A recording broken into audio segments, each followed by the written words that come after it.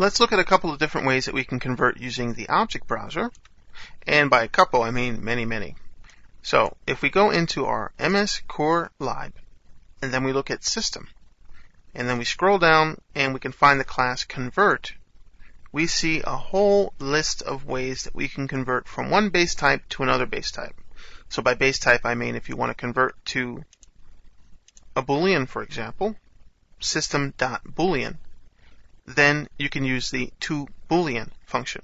And you'll see that these classes have different ways that we can actually access this. We'll see how and why this is possible when we look at classes, but the reality of what it does is, if we want to be able to convert a system date time, for example, to a Boolean, we know that this is going to return a Boolean, system.boolean, because it's saying toBoolean. So we're going to make sense of this gigantic list of types here. Very easy to see that. As we scroll, you can see the different types come all in a row. It's a single, and then you have all the different ways to convert from one base type to the next, from something to a single. For example, to single, we have system date time again, we have the bool, we have the string, decimal, double, float, ulong, long, uint. Whatever you need, you can convert it. And what you need to do is you actually have to just look at the first section here, to single, knowing that that's going to be system.single, as you can see down here. So if we wanted to convert, just take an example here, to int32 from a string, let's see how that one works. We can right-click, copy, and we'll go to our class here. Just created a regular project. You can just do that. A regular console application, new project, and then do console application as we're used to.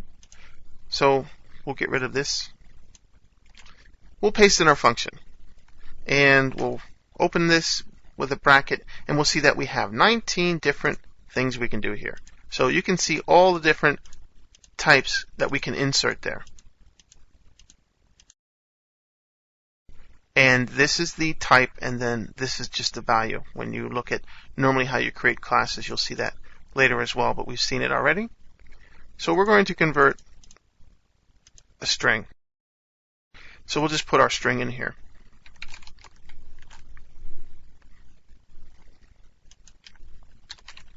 And we don't have to actually create a whole bunch of lines here. We'll do everything here on one line, make it easier.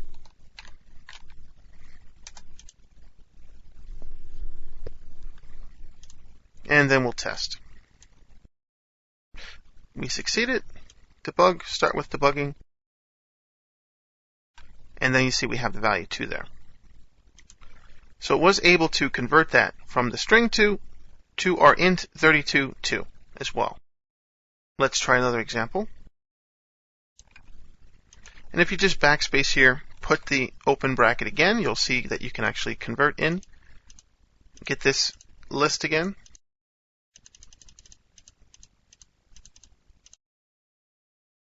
And we're going to insert a bool value.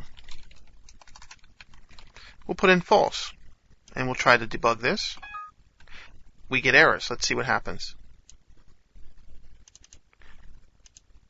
We forgot something. We forgot our close bracket. Not a big deal. Now we'll do it again. There you go. So now we're converting to that old style way of pointing out that this is false. So false is 0, and let's put in true. And we'll just close this, press any key. Debug start without debugging. There you go, 1. So the old style way that true is going to equal the 1 value. So we convert it from a Boolean and a string. You can convert as complex as you want to any type that we want.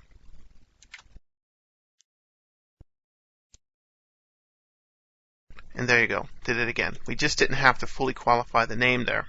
Convert, system.convert, because we're using the system namespace, no big deal.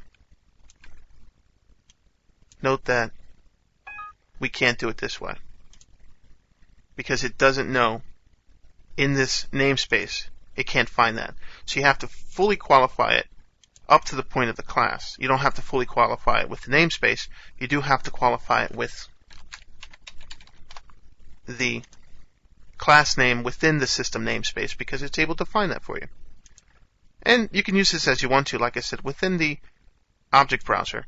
There are many, many different ways. You're going to be using this quite a lot to convert based on your needs. It's really easy to get used to. You can just use the name here. This is the .NET name for the types, the base types, and you just have to get used to the chart that I did mention earlier when we talked about the types, and that's what you're going to use. 2, capital T, and then the type. N64, SByte, whatever it is, based on the .NET type name.